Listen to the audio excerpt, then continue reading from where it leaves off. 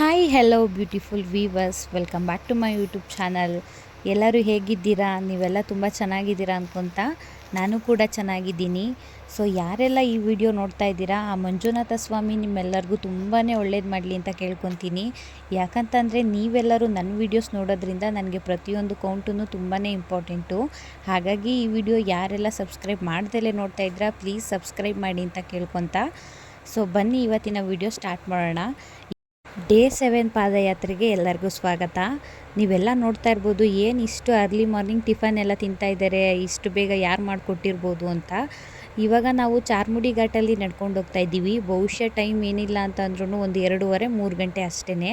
So ಅಷ್ಟೊತ್ತಿಗೆ ಇಲ್ಲಿ ಒಬ್ಬರು ದಾನಿಗಳು ಅದೇನಂತ ಹರಕೆ ಕಟ್ಕೊಂಡಿದ್ರು ಗೊತ್ತಿಲ್ಲ, ಹೋಗೋರು ಬರೋರಿಗೆ ಪ್ರತಿಯೊಬ್ಬರಿಗೂ ಸಹ ಊಟ ಹಾಕಿದ್ದಾರೆ. ಅವ್ರು 100 ವರ್ಷ ಚೆನ್ನಾಗಿರಲಿ.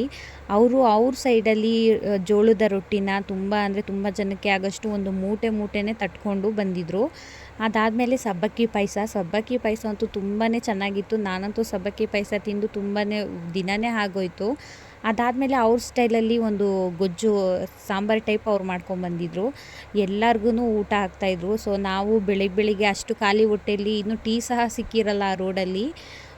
ನಡ್ಕೊಂಡು ಹೋಗೋಕ್ಕೆ ತುಂಬಾ ಭಯ ಇರುತ್ತೆ. ಯಾಕಂದರೆ ಘಾಟ್ ಸೆಕ್ಷನ್ನು ನೀರು ಹರಿತಾ ಇರುತ್ತೆ, ಮತ್ತು ಯಾವುದಾದ್ರೂ ಪ್ರಾಣಿ ಬರುತ್ತೆ ಅನ್ನೋ ಭಯ ಇರುತ್ತೆ. ಸೊ ಆ ಜಾಗದಲ್ಲೂ ಟೀ, ಕಾಫಿ, ಊಟ ಪ್ರತಿಯೊಂದೂ ಸಹ ಕೊಟ್ಟಿದ್ದಾರೆ.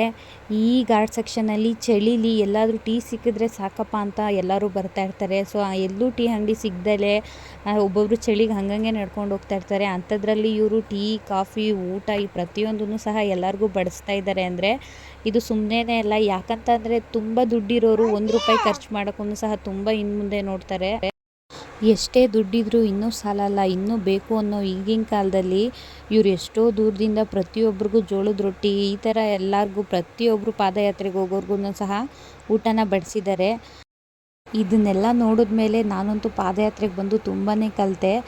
ಹಾಗಾಗಿ ಪ್ರತಿ ವರ್ಷ ಇನ್ನೂ ಪಾದಯಾತ್ರೆಗೆ ಬರ್ತಾನೆ ಇರ್ತೀನಿ. ಯಾಕಂತ ಅಂದರೆ ಪಾದಯಾತ್ರೆಗೆ ಬಂದಾಗೆಲ್ಲ ಇನ್ನೂ ಕಲಿಯೋಂಥದ್ದು ತುಂಬಾ ಇರುತ್ತೆ. ಹಾಗೆ ಒಂದು 3 ಗಂಟೆ ಟೈಮಿಂಗ್ಸ್ ಆಗಿತ್ತು ಅಣ್ಣಪ್ಪ ಸ್ವಾಮಿ ದೇವಸ್ಥಾನಕ್ಕೆ ಹೋಗೋ ಹೊತ್ತಿಗೆ. ಅಲ್ಲೂ ಅಷ್ಟೇ ತುಂಬ ಜನ ಇದ್ದರು. ಆ ಕತ್ಲೇನೂ ಸಹ ದೇವ್ರ ದರ್ಶನ ತುಂಬಾ ಚೆನ್ನಾಗಾಯಿತು. ಅಲ್ಲಿಂದ ಅಣ್ಣಪ್ಪ ಸ್ವಾಮಿ ದರ್ಶನ ಮುಗಿಸ್ಕೊಂಡು ನಾವು ಮತ್ತೆ ಬೇಗನೆ ಮುಂದಕ್ಕೆ ಹೋದೋ. ಕತ್ಲೇ ಇತ್ತು, ಆದ್ರೂ ಸಹ ನೋಡ್ತಾ ಇರ್ಬೋದು ಎಷ್ಟು ಜನ ಇದ್ದಾರೆ ಅಂತ. ಇಲ್ಲಿಗೆ ಬಂದಿರೋರು ಪ್ರತಿಯೊಬ್ಬರೂ ಸಹ ಪಾದಯಾತ್ರೆಗೆ ಬಂದಿರೋರೇ.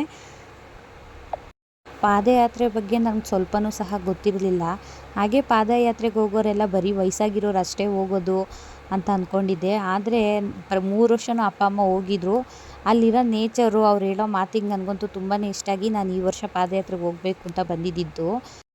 ಇಲ್ಲಿಗೆ ಬಂದಮೇಲೆ ನನಗೆ ಗೊತ್ತಾಗಿದ್ದು, ಇಲ್ಲಿ ಯಾವುದೇ ರೀತಿ ಜಾತಿ ಭೇದ ಭಾವ ಇಲ್ಲ, ತಿನ್ನೋ ಊಟಕ್ಕೆ ಭೇದ ಭಾವ ಇಲ್ಲ, ಹಾಕೋ ಬಟ್ಟೆಗೆ ಭೇದ ಭಾವ ಇಲ್ಲ, ನಾನು ಚೆನ್ನಾಗಿದ್ದೀನಿ ನೀನು ಚೆನ್ನಾಗಿಲ್ಲ, ನನಗೆ ಬ್ಯೂಟಿ ಜಾಸ್ತಿ ನಿನಗೆ ಬ್ಯೂಟಿ ಕಡಿಮೆ ಅನ್ನೋದಿಲ್ಲ. ಜಾಸ್ತಿ ವಯಸ್ಸಾಗಿರೋರೇ ಬರ್ತಾರೆ ಅಂತ ಅಂದ್ಕೊಂಡಿದ್ದೆ, ಆದರೆ ಇಲ್ಲಿ ವಯಸ್ಸಿಗೆ ಭೇದ ಭಾವ ಇಲ್ಲ. ಆ ಚಿಕ್ಕ ಮಗುವಿಂದ ಎಕ್ಸಾಂಪಲ್ ನಾನು 2 ವರ್ಷ ಮಗುವಿಂದನೂ ಸಹ ತುಂಬ ಜನ ಇದ್ದಾರೆ.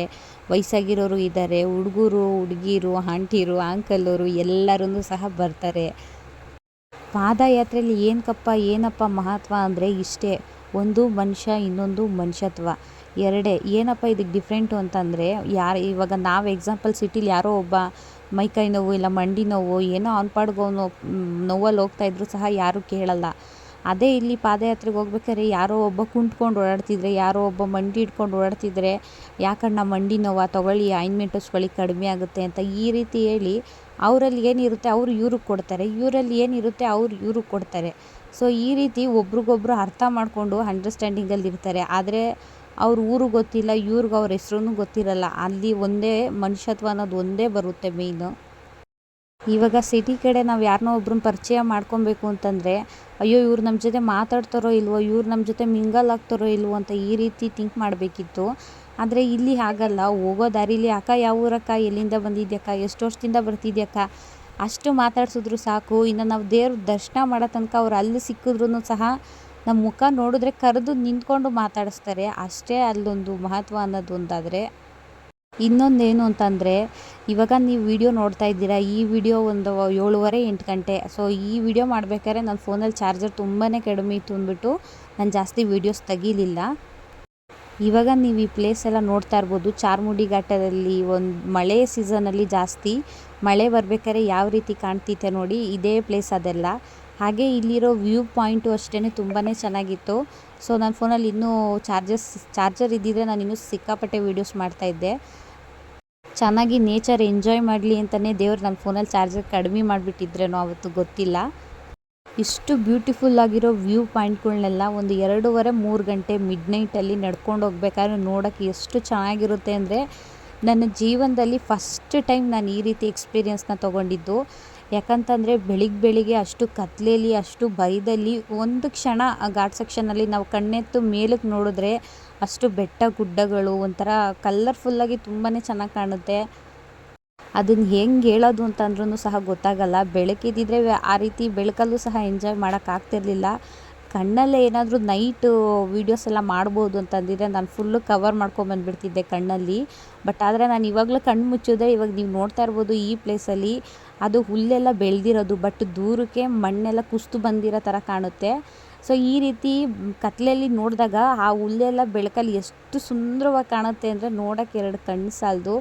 ತುಂಬ ಅಂದರೆ ತುಂಬಾ ಎಂಜಾಯ್ ಮಾಡಿದ್ದೀನಿ. ಸೊ ಘಾಟ್ ಸೆಕ್ಷನಲ್ಲಿ ಮಾತ್ರ ನನ್ನ ಬಾಣಂತಿ ಟೈಮಲ್ಲಿ ಜಾಸ್ತಿ ಮಳೆ ಸೀಸನ್ನು. ಸೊ ಆ ಸೀಸನಲ್ಲಿ ಈ ಕಡೆ ಎಲ್ಲ ತುಂಬಾ ಚೆನ್ನಾಗಿ ನೀರು ಹರಿತಾ ಇತ್ತು.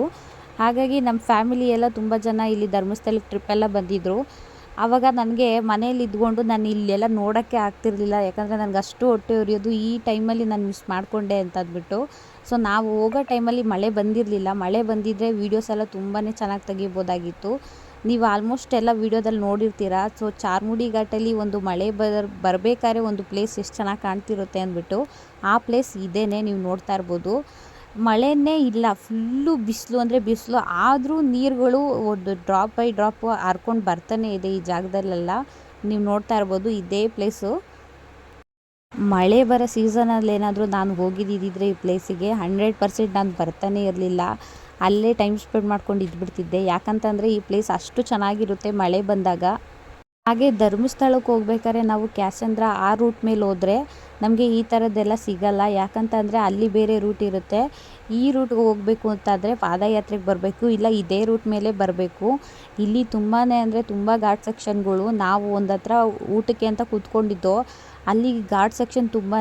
ಸೊ ಗಾಡಿಗಳು ಹೋಗ್ಬೇಕಾದ್ರೆ ಗಾಡಿ ಓಡಿಸೋರ್ಗೆ ಭಯ ಇತ್ತೋ ಇಲ್ವೋ ಗೊತ್ತಿಲ್ಲ, ನನಗಂತೂ ತುಂಬಾ ಭಯ ಇತ್ತು. ಹಾಗೆ ಅದನ್ನು ನೋಡಿದಾಗಿಂದ ನಾನು ಡ್ರೈವಿಂಗ್ ಕಲಿಬೇಕು ಅಂತ ತುಂಬಾ ಆಸೆ ಆಯಿತು. ಫಸ್ಟ್ ಆಫ್ ಆಲ್ ಹೇಳಬೇಕು ಅಂತಂದರೆ ಈ ಬಸ್ ಡ್ರೈವರ್ಗಳಿಗೆ, ಅದರಲ್ಲೂ ಧರ್ಮಸ್ಥಳ ಘಾಟ್ ಸೆಕ್ಷನ್ ಮೇಲೆ ಓಡಿಸೋ ಪ್ರತಿಯೊಬ್ಬರು ಡ್ರೈವರ್ಗಳ್ಗೂ ತುಂಬಾ ಅಂದರೆ ತುಂಬ ಧನ್ಯವಾದಗಳು. ಯಾಕಂತಂದರೆ ಅವರು ಡ್ರೈವಿಂಗ್ ಮಾಡ್ಬೇಕಾದ್ರೆ ಅವ್ರ ಜೀವನ ಒತ್ತೆ ಇಟ್ಟು ಆ ರೋಡ್ ಟರ್ನಿಂಗಲ್ಲಂತೂ ಜೀವನೇ ಹೋಗ್ಬಿಡುತ್ತೆ ನೋಡ್ಬೇಕಾದ್ರೇ. ಅಂಥದ್ರಲ್ಲಿ ಅವ್ರು ಎಷ್ಟು ಚೆನ್ನಾಗಿ ಡ್ರೈವಿಂಗ್ ಮಾಡ್ತಾರೆ ಅಂತ. ಅದೆಲ್ಲ ಆದಮೇಲೆ ನಾವು ನಮ್ಮ ಹಾಲ್ಟಿಂಗ್ ಪ್ಲೇಸಿಗೆ ಬಂದು ಒಂದು ಕೆರೆ ಕಾಣ್ತು. ಸೊ ಈ ಕೆರೆ ಫುಲ್ಲು ನೇತ್ರಾವತಿ, ಪ್ರತಿಯೊಂದು ಕೆರೆಗೂ ಎಲ್ಲದಕ್ಕೂ ಅಟ್ಯಾಚ್ಮೆಂಟ್ ಇದೆಯಂತೆ. ಹಾಗೆ ಅಲ್ಲೆಲ್ಲ ಸ್ನಾನ ಮಾಡೋಣ ಅಂತ ಅಂದ್ಕೊಂಡು ಹೋದೋ. ನೀರು ತುಂಬಾ ಚೆನ್ನಾಗಿತ್ತು, ಸ್ವಲ್ಪ ಇದ್ರೂ ನೀರು ತುಂಬಾ ಚೆನ್ನಾಗಿತ್ತು. ಸೊ ಹಾಗಾಗಿ ಎಲ್ಲರೂ ನೀರಲ್ಲಿ ಈಜಾಡಿಕೊಂಡು ಸ್ವಲ್ಪ ಟೈಮ್ ಸ್ಪೆಂಡ್ ಮಾಡಿಕೊಂಡು, ನೀರಲ್ಲಿ ಈಜಾಡಿದ್ದಕ್ಕೆ ತುಂಬಾ ಅಂದರೆ ತುಂಬ ಮೈಕೈ ನೋವೆಲ್ಲನೂ ಸಹ ಕಡಿಮೆ ಆಯಿತು. ಹಾಗೆ ನವೀನವರು ತುಂಬ ಹೊತ್ತೇ ನೀರಲ್ಲಿ ಆಟ ಆಡ್ತಿದ್ರು. ಅದಾದಮೇಲೆ ಜಾನುಗೆ ನಮ್ಮ ಅಪ್ಪ ಅಂದರೆ ತುಂಬಾ ಇಷ್ಟ. ಸೊ ಜಾನು ಮತ್ತು ನಮ್ಮ ಅಪ್ಪನೂ ಸಹ ತುಂಬ ಹೊತ್ತು ಆಟ ಆಡ್ತಿದ್ರು ನೀರೊಳಗೆ. ಎಲ್ಲಿ ಜಾನುಗೆ ಕೋಲ್ಡ್ ಬಂದುಬಿಡುತ್ತೆ, ಅವಳಿಗೆ ವೆದರ್ ಬೇರೆ ಅಡ್ಜಸ್ಟ್ ಆಗೋಲ್ಲ ಅಂತ ಅಂದ್ಕೊಂಡಿದ್ದೆ. ಅವಳು ಇಲ್ಲೂ ಸಹ ಚೆನ್ನಾಗಿ ಆಟ ಆಡಿದ್ಲು. ನೇತ್ರಾವತಿ ನದಿಲೂ ಸಹ ತುಂಬ ಹೊತ್ತೇ ಆಟ ಆಡಿದ್ಲು. ಪುಣ್ಯಕ್ಕೆ ನೆಗಡಿ ಬರಲಿಲ್ಲ. ವಿಡಿಯೋ ಎಡಿಟ್ ಮಾಡಬೇಕಾದ್ರೆ ಇಷ್ಟು ಲೆಂತಿ ವೀಡಿಯೋಗೆ ಯಾವ ರೀತಿ ವಾಯ್ಸ್ ಕೊಡೋದಪ್ಪ, ಏನು ಮಾತಾಡಬೇಕಪ್ಪ ಅಂತ ಗೊತ್ತೇ ಆಗೋಲ್ಲ. ಸೊ ಹಾಗಾಗಿ ಮಾತಾಡ್ತಾ ಇನ್ನೂ ಮಾತಾಡಬೇಕಿತ್ತು. ವೀಡಿಯೋನೇ ಮುಗ್ದೋಯ್ತಲ್ಲ ಅನಿಸುತ್ತೆ ಕೆಲವೊಂದು ಟೈಮು. ಹಾಗೆ ತುಂಬ ಜನ ತುಂಬ ಕ್ವಶನ್ಸ್ ಎಲ್ಲ ಕೇಳಿದ್ರಿ. ಪಾದಯಾತ್ರೆ ಬಗ್ಗೆ ನಮಗೆ ಫುಲ್ ಡೀಟೇಲ್ಸ್ ಕೊಡಿ, ಅವ್ರದ್ದು ಕಾಂಟ್ಯಾಕ್ಟ್ ನಂಬರ್ ಕೊಡಿ, ಹಾಗೆ ಶಿವಗಂಗೆ ಗಿರಿ ಪ್ರದಕ್ಷಿಣೆ ಅಂತ ಎಲ್ಲ ಹೇಳ್ತಾಯಿದ್ರಿ. ಫುಲ್ಲು ಡೀಟೇಲ್ಸ್ ಕೊಡಿ ಅಂತ ಹೇಳಿದ್ರಿ. ನಾನು ಈ ವಿಡಿಯೋಸ್ ಎಲ್ಲ ಅಪ್ಲೋಡ್ ಮಾಡಾದಮೇಲೆ ನಿಮಗೆ ನಾನು ಲಾಸ್ಟಲ್ಲಿ ಹೇಳ್ತೀನಿ ಯಾವ ರೀತಿ ಪಾದಯಾತ್ರೆಗೆ ಬರಬೇಕು ಅಂತ ಅಂದ್ಬಿಟ್ಟು. ಹಾಗೆ ನಾವು ಎಲ್ಲ ಫ್ರೆಶ್ ಅಪ್ ಎಲ್ಲ ಆಗಿ ನಮ್ಮ ನೈಟ್ ಹಾಲ್ಟ್ ಪ್ಲೇಸಿಗೆ ಬಂದಾಗ ನಾಳೆ ದರ್ಶನ ಆಗಿಬಿಡುತ್ತೆ. ನಾಳೆ ಲಾಸ್ಟ್ ಆಗಿರೋದ್ರಿಂದ ಇವತ್ತು ಹೋಳಿಗೆ ಮಾಡಿಸಿದ್ರು. ನಾವೆಲ್ಲ ಸೇರಿಕೊಂಡು ಒಬ್ಬಟ್ಟೆಲ್ಲ ತಟ್ಟು, ಹಾಗೆ ಭಜನೆ ಎಲ್ಲ ಮುಗಿಸ್ಕೊಂಡು ಊಟ ಎಲ್ಲ ತಿಂದು, ಹಾಗೆ ನಾಳೆ ಧರ್ಮಸ್ಥಳದ ದರ್ಶನದ್ದೆಲ್ಲ ನಾನು ಫುಲ್ಲು ವೀಡಿಯೋಸ್ ಅಪ್ಲೋಡ್ ಮಾಡ್ತೀನಿ. ಹಾಗಾಗಿ ಯಾರೆಲ್ಲ ನನ್ನ ಚಾನಲ್ನ ಸಬ್ಸ್ಕ್ರೈಬ್ ಮಾಡ್ದಲೇ ನೋಡ್ತಾ ಇದ್ದೀರಾ, ಪ್ಲೀಸ್ ಚಾನಲ್ನ ಸಬ್ಸ್ಕ್ರೈಬ್ ಮಾಡಿಕೊಂಡು ಪ್ರತಿಯೊಂದು ವೀಡಿಯೋಸು ನೋಡಿ ಅಂತ ಕೇಳ್ಕೊತೀನಿ. ಹಾಗೆ ಈ ವಿಡಿಯೋಸ್ ಇಷ್ಟ ಆಯಿತು ಅಂದರೆ ಲೈಕು ಶೇರು ಕಮೆಂಟು ಮರಿಬೇಡಿ. ಸೊ ಇದೇ ಥರ ವೀಡಿಯೋಸಲ್ಲಿ ನಾವು ನೆಕ್ಸ್ಟ್ ವೀಡಿಯೋದಲ್ಲಿ ಸಿಗ್ತೀನಿ. ಬಾಯ್.